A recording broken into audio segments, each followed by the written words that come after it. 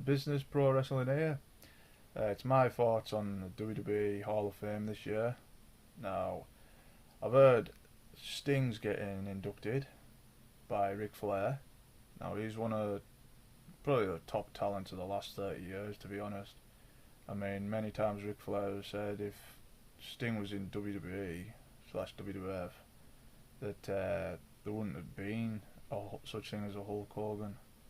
Now, for this to happen in WWE, I don't really understand why it's happening, but it is because he was a WCW NWA man, and before that it was in World Class Championship Wrestling with the Ultimate Warriors.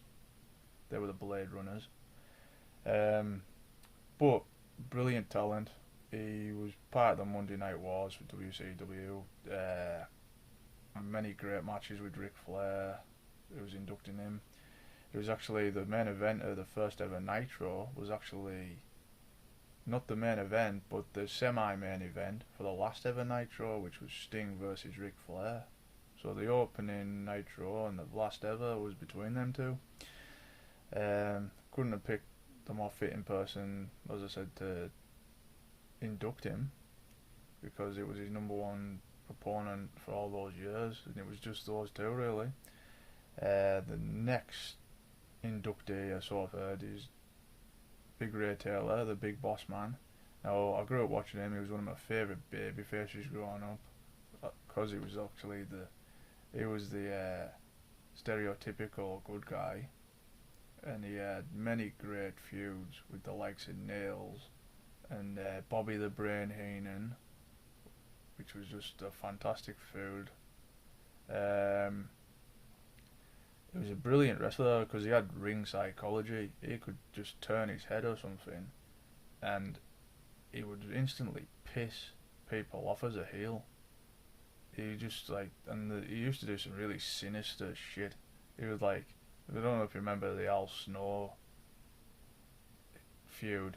He actually got his dog Pepe and he put it in a fucking meat grinder and said it killed it. One of my favourites that's getting inducted, in fact, this is a two-part, because I'm going to do this dude first, Stan the Lariat Hansen. Now, he was one of my favourite wrestlers because he had the roughneck style, and he was just like, he was too brutal for, to be honest, he was way too brutal for pro wrestling in the States. That's why he never stayed there long. He was in WCW and the WWF for like a heartbeat. He had that strong Japanese style, which I think went over in Japan because of how brutal he actually was. I remember when he was in the AWA, he snapped Rick Martel's back, and took that world title off him, and he actually snapped a vertebrae in his back, and that was the end of him for quite a few months. But he came back later on in the WWF as part of the Strike Force and stuff, with Tito Santana and the Can-Am Connection, which was with Tom Zink. But from what Stan Hansen done with him, he was just never the same again. He never had the mobility, and he never flied around the ring like he used to. But he was pretty much a champion anywhere he went. But he was just too brutal for the States, and he's just a brilliant roughneck. He was a typical Texan, really. You look at Bradshaw, and you look Blackjack Mulligan and Barry Windham and all them types. They're all really like tough redneck type wrestlers with the strong style. And they all look similar as well. Number one is the Fabulous Freebird. Now this is Michael P.S.A. who's getting inducted. It was with him and Teddy Bam Bam Gordy were the Freebirds, and Jimmy Jan Garvin, who was in WCW with Michael P.S.A. These were a fabulous, well, it's in the word, Fabulous Freebirds. They were just a great tag team, and like stereotypical heels, but they were over with the fans, so they weren't heels as such. It's just we called them heels. They had good feuds with the Steiners, which is obviously Rick and Scott Steiner. We had Doom, which was Ron Simmons and Butch Reed. They had I remember in world class. It was the Von Erichs had a brilliant feud with the Freebirds, which ended up in a cage match. Another that is getting inducted, which I think's rightfully so, is Jackie Moore. Now she's a brilliant wrestler. If you're a WWE fan, you're gonna know who she is. She was the woman who said, "I'm not scared of no dudes." She got in the ring with them and just beat the shit out of all these guys.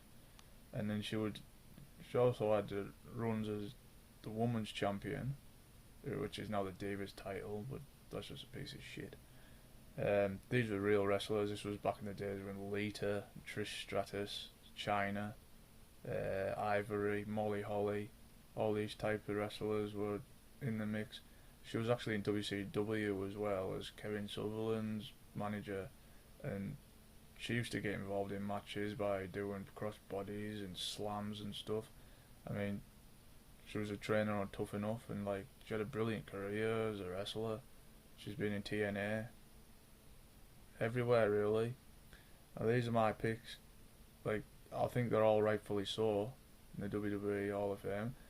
I'm not a fan of the WWE Hall of Fame because I think it's just a panacea, and it's basically people are putting there just for the sake of it. I think a lot are undeserving who are in it, and that's just my personal opinion. So until next time, I'll see you dudes later.